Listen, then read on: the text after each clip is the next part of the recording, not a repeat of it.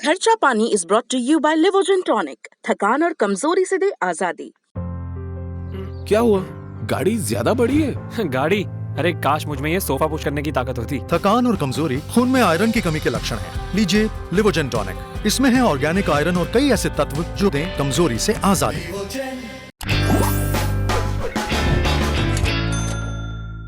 नमस्कार, मेरा नाम है दर्पण और आप देख रहे हैं दी लल्लन टॉप और ये है हमारा रोज का रेगुलर आर्थिक बुलेटिन खर्चा पानी। हमारे साथ हैं अंशुमन तिवारी जी। नमस्कार अंशुमन तिवारी जी, कैसे हैं सर आप? नमस्कार दर्पण। खर्चा पानी में आपका स्वागत है और खर्चा पानी के सारे दर्शकों का भी स्वागत है। एक और व्यस्त दिन, बहुत सारी खबरें। अब हमारे लिए खर्चा पानी के इस छोटे से संस्करण में बड़ी घटनाओं को समेटना थोड़ा मुश्किल होता जा रहा है, लेकिन आज हम तेजी से कुछ बड़ी खबरों पर बातचीत करेंगे जो हमारी आपकी जेब और जिंदगी से जुड़ी हुई हैं। जी अंशुमन जी, चूंकि आज हमारे पास 4 या 5 बड़ी खबरें हैं तो हम फटाफट सीधे खबरों पर चलते हैं। और जो इनमें भी जो सबसे बड़ी खबर दिखाई दे रही है वो ओपेक में जो चल रही है। ओपेक ऐसा क्या करने जा रहा है अंशुमन जी कि तेल के दाम अभी भारत में बढ़ सकते हैं या ऐसा कुछ? ओपेक देशों की बैठक होने वाली इस हफ्ते दर्पण, और उस पर पूरी दुनिया की निगाहें हैं। भारत की निगाह सबसे ज्यादा है क्योंकि अंतर्राष्ट्रीय बाजार में जैसे जैसे जैसे कोविड की दूसरी लहर का खतरा दिखाई दे रहा है, स्वेज के ब्लॉक के कारण काफी दुनिया में ट्रेड डिसरप्ट हुआ है।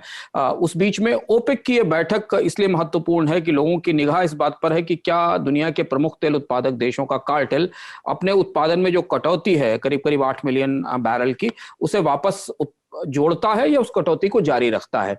अगर ओपेक के देश ये फैसला करते हैं कि वो उत्पादन में कटौती को रोक देंगे और उत्पादन बढ़ा देंगे तो अंतर्राष्ट्रीय बाजार में कच्चे तेल की कीमतें गिरने की संभावना है। भारत के लिए अभी तेल की कीमतें $60-61 पर बैरल के हिसाब से ब्रेंट का जो बास्केट जिससे भारत इंपोर्ट करता है वहां बनी हुई हैं।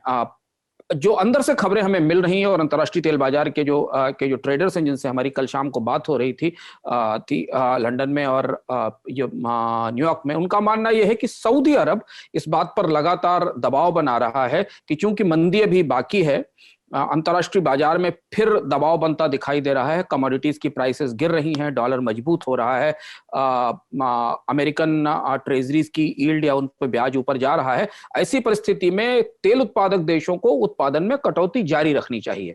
जब पिछली ओपेक की बैठक हुई थी तो कटौती को मई तक बढ़ाया गया था, और अगर अब कटौती पूरे ओपेक के देश मिलकर इसे जून और जुलाई तक बढ़ाने का फैसला करते हैं तो अंतर्राष्ट्रीय बाजार में कच्चे तेल की कीमतों में बढ़ोतरी बने रहने की संभावना है और ज्यादा बढ़ने की संभावना है। इसका सीधा असर भारत के तेल आयात बिल पर पड़ेगा।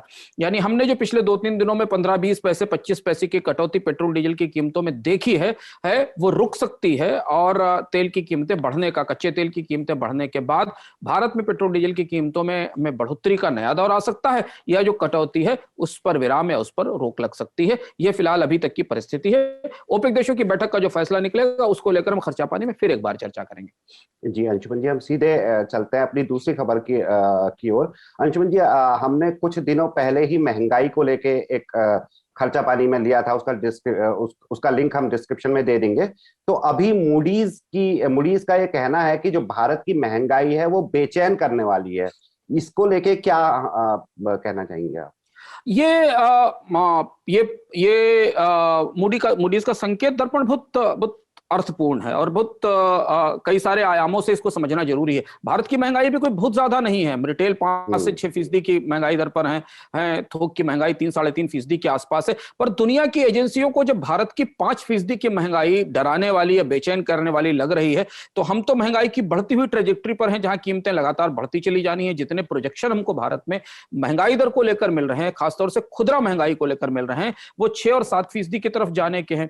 इसका असर भारतीय अर्थव्यवस्था पर बड़े पैमाने पर देखा जा रहा है और इस पर हम खर्चा पानी में और अर्थात में जो दर्शक लगातार इसे देखते रहे उन लगातार इस पर हम चर्चा करते रहे। इनफैक्ट हम पिछले साल से इस बात पर चर्चा करते रहे कि भारत में महंगाई लौटेगी और भारत की मंदी से उबरने की जो प्रक्रिया है उसके पैर में चक्की की तरह बंध जाएगी, और वही स्थिति हमें अपने सामने दिखाई दे रही है। बढ़ती महंगाई की वजह से भारत सरकार को बाजार से कर्ज लेने में दिक्कत हो रही है।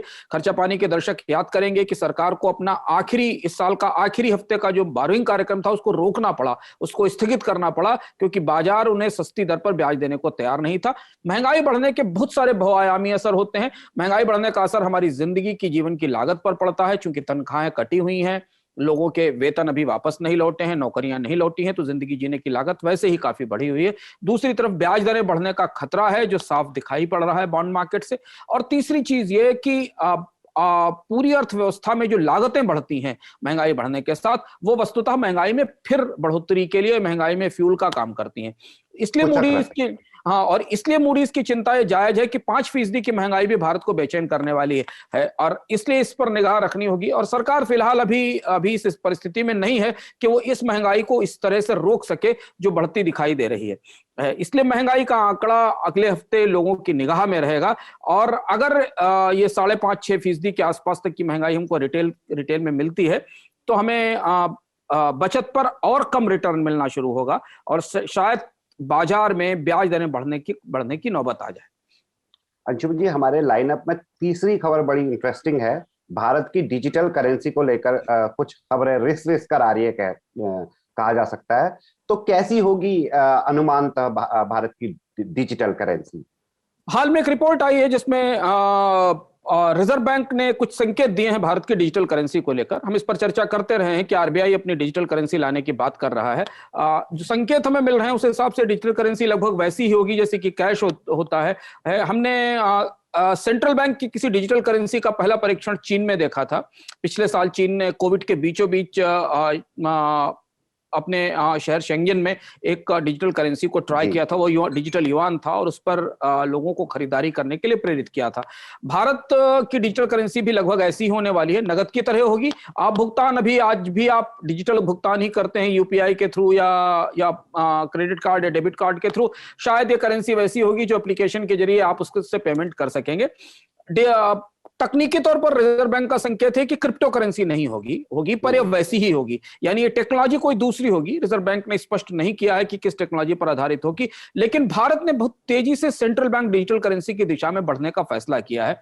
और ये central bank digital currency normal जो पेपर करेंसी होती है उससे अलग होगी। तो अगर भारत में रिजर्व बैंक अगले 6 महीने साल भर के अंदर रूपी को डिजिटल करेंसी में बदल कर लाता है तो एक बड़ा बदलाव होगा और इसका असर भारत की पूरी मौद्रिक प्रवाह पर और सारे कई पैरामीटर पर पड़ेगा। क्योंकि अभी हम भारत में जो भी मनी सप्लाई नापते हैं वो सॉवरेन प्रिंट करेंसी के तौर पर नापते हैं। जो करेंसी की प्रिंटिंग होती है उस हिसाब से हम भारत में मनी सप्लाई को कैलकुलेट करते हैं। लेकिन जब डिजिटल करेंसी आएगी तो उसकी पैमाइश का, उसको नापने का, अर्थव्यवस्था पर उसका असर समझने के क्या पैमाने होंगे, ये सामने रिजर्व बैंक स्पष्ट करेगा। पर इससे दो बड़े संकेत मिलते हैं। एक तो ये कि सरकार क्रिप्टो करेंसी को लेकर, बिटकॉइन और बाकी क्रिप्टो करेंसी को लेकर फिलहाल सख्ती करने के मूड में दिखती है, पूरी तरह ओपन नहीं है कि वो इसके कारोबार की इजाजत दे।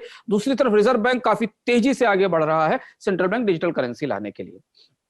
अंशुमन जी, जैसा आपने शुरू में कहा था कि आज हमारे लाइनअप में बहुत ढेर सारी खबरें हैं, तो इसको एक खर्चा पानी का महा एपिसोड भी कहा जा सकता है। अब हम सीधे चलते हैं अपनी अगली खबर पे, चौथी खबर पे। एक्सपोर्ट की एक बड़ी स्कीम बंद होने जा रही है, बंद हो सकती है। इसको लेके क्या अपडेट्स हैं? सिद्धांत, ये एक दर्पण, सॉरी मुझे सिद्धांत की याद आती क्योंकि सिद्धांत इस कार्यक्रम में रहते हैं। दर्पण, ये निर्यातकों के लिए अच्छी खबर नहीं है और सरकार के पास जो टैक्स का दबाव है, रेवेन्यू की शॉर्टफॉल है, उसके कारण ऐसी चर्चा है कि भारत की जो दूसरी सबसे बड़ी एक्सपोर्ट प्रमोशन स्कीम है जो सर्विसेज के एक्सपोर्ट्स पर दी जाती है, यानी भारत से जो सेवाओं का निर्यात होता है, चाहे वो कंप्यूटर से रिलेटेड सर्विसेज हो, चाहे वो सॉफ्टवेयर रिलेटेड सर्विसेज हो या बाकी सर्विसेज का, मेडिकल और अन्य कंसल्टेंसी सर्विसेज हो, जिनका निर्यात होता है भारत से, उन पर जो प्रोत्साहन मिलता है वो प्रोत्साहन ये होता है कि उन पर जो टैक्स पे किया करती है कंपनी निर्यात करने वाली, उसे उस टैक्स की वापसी सरकार करती है। उसे बंद करने की बात चल रही है। सरकार ने इससे पहले जो गुड्स एक्सपोर्ट को या जो मर्चेंडाइज, सामानों के निर्यात की जो स्कीम थी इसी तरीके की, उसे बंद कर दिया था क्योंकि रेवेन्यू के शॉर्टफॉल थे और जो ड्रॉबैक के क्लेम आते थे, यानी जो ड्यूटी पे की जाती थी भारत में या जो टैक्सेस पे किया जाता था, उसकी वापसी के जो क्लेम आते थे, उसे दे पाने की स्थिति बजट की नहीं थी। इस स्कीम का नाम SEIS है, services exports from India scheme बोलते हैं इसको, जिसे बंद करने की चर्चा चल रही है। हालांकि कॉमर्स मिनिस्ट्री से चाहती है, वाणिज्य मंत्रालय से चाहता है कि निर्यात को प्रोत्साहन देने के लिए इसे जारी रखा जाए, लेकिन वित्त मंत्रालय के पास की मुट्ठी बहुत टाइट है, वित्त मंत्रालय के पास संसाधनों की काफी कमी है, इसलिए इस स्कीम को बंद करने की संभावना है।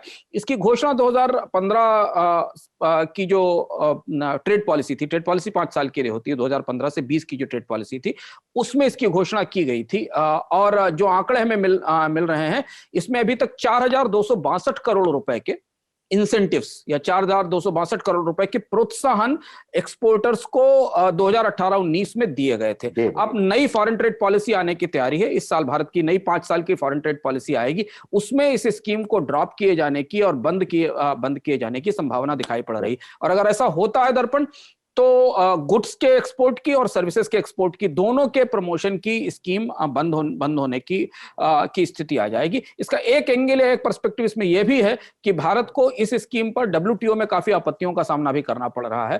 अंतरराष्ट्रीय डब्ल्यूटीओ में बहुत सारे देश भारत की स्कीम पर सवाल भी उठा रहे हैं। तो फॉरेन ट्रेड पॉलिसी अगर आती है और इसमें स्कीम बंद होती है, तो क्या सरकार इसके विकल्प में कोई नई स्कीम लाएगी, या हम धीमे धीमे एक्सपोर्ट प्रमोशन स्कीमों का दौर खत्म होता बंद होता देखेंगे? इसके लिए हमें नई फॉरेन ट्रेड पॉलिसी का इंतजार करना पड़ेगा। अंशुमन जी, चलते चलते बात करना चाहेंगे, कल का जो खर्चा पानी था उसमें आपने एक खबर को क्रिप्टो करेंसी से जुड़ी हुई सबसे बड़ी खबर बताया था। वो थी वीजा के द्वारा उसके लेन देन की, जिसके बारे में अगर दर्शक ज्यादा जानना चाहते हैं तो डिस्क्रिप्शन में उसका लिंक है, वहां जाके वो देख सकते हैं। आज उससे जुड़ा हुआ एक और अपडेट आया है, पेपाल से जुड़ा हुआ, तो उसको लेके अगर चलते चलते आप बता पाए क्या अपडेट? दर्पण, सरकारें क्रिप्टो करेंसी को लेकर जितनी असमंजस में हैं, जितनी दुविधा में दिखाई देती हैं, उनके ठीक विपरीत जो प्राइवेट एग्रीगेटर्स हैं, जो प्राइवेट एक्सचेंज रनर्स हैं, वो क्रिप्टो करेंसी को लेकर बहुत उत्साह और बहुत तेजी के साथ आगे बढ़ रहे हैं। और इसलिए चलते चलते हम ये बताना चाहेंगे कि कल वीजा से संकेत मिला था कि वो पूरी दुनिया में क्रिप्टो करेंसी का एक्सचेंज सिस्टम क्रिएट करेगी, यानी कि आप वीजा के जरिए, अगर वीजा कार्ड के जरिए चाहें तो क्रिप्टो करेंसी में पेमेंट कर सकते हैं और उसे यूएस डॉलर से कन्वर्ट करा सकते हैं। ऐसा संकेत हमें मिला था। वो यूएस डॉलर बैक्ड सिस्टम होगा। अब दुनिया की बड़ी ऑनलाइन पेमेंट सर्विस है, और जो कई तरीके से पेमेंट फैसिलिटेशन करती है कार्ड के जरिए, ऑनलाइन पेमेंट के जरिए, उसने ये संकेत दिया है अभी कि वो अमेरिका के कंज्यूमर्स को क्रिप्टो करेंसी की होल्डिंग्स को मर्चेंट्स के पास, यानी व्यापारियों के पास दुकानों पर पे करने के लिए की सुविधा देगी। यानी पेपैल ऐसा सिस्टम लेकर आ रही है जिसमें यदि आपके पास पेपैल का कार्ड है या पेपैल का अकाउंट है या पेपैल का कोई वॉलेट है, जिस वॉलेट के थ्रू आप पेमेंट कर रहे हैं, अगर उसमें क्रिप्टो करेंसी है तो उसके जरिए आप सामान खरीद सकते हैं, होटल्स में बिल पे कर सकते हैं, एयर टिकट्स खरीद सकते हैं। उसकी लिस्ट आने वाली है। तो यानी एक तरफ वीजा, जो कि दुनिया में डेबिट कार्ड और क्रेडिट कार्ड का सबसे बड़ा एग्रीगेटर है, और दूसरी तरफ पेपैल, जो कम से कम यूरोप और अमेरिका के बाजारों की सबसे बड़ी पेमेंट कंपनी है, वो दोनों क्रिप्टो करेंसी को सपोर्ट करने और इसके जरिए रेगुलर पेमेंट्स को शुरू करने की तरफ आगे बढ़ गई। और ये दोनों खबरें क्रिप्टो करेंसी इंथुजियास्ट के लिए या क्रिप्टो में उत्साह रखने वालों के लिए अच्छी खबरें हैं। इनके दोनों के विस्तृत कार्यक्रम जब सामने आएंगे और दुनिया के देशों के सेंट्रल बैंक इस लेन देन की, एक्सचेंज की इजाजत देंगे कि नहीं, इस पर हमें इंतजार करना पड़ेगा। लेकिन यह दुनिया बड़ी दिलचस्प हो रही है। सरकारें ठिठक रही हैं, बाजार आगे दौड़ रहा है, बाजार सरकारों को धकेल रहा है। और ये जो रस्साकशी है, ये तकनीक की दुनिया में हमने कई बार अलग अलग समय पर देखी है।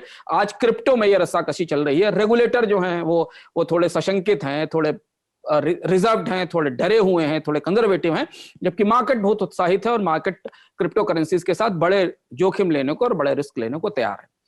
बिल्कुल, मार्केट उत्साहित है। इसका इसी बात से पता चल जाता है अंशुमन जी कि पिछले कई एपिसोड्स में अगर ऑर्थोडॉक्स खबरों की बात कहें तो पेट्रोल, डीजल, और अगर नई चीजों की खबरों से जुड़ी हुई बात करें तो क्रिप्टो करेंसी लगातार दूसरे या तीसरे एपिसोड में आ ही जाता है। तो ये था आज का खर्चा पानी। आपको ये शो कैसा लगा? इससे रिलेटेड कोई भी परिवर्तन अगर आप बताना चाहें तो कमेंट बॉक्स में बता सकते हैं। शुक्रिया अंशुमन जी। धन्यवाद दर्पण।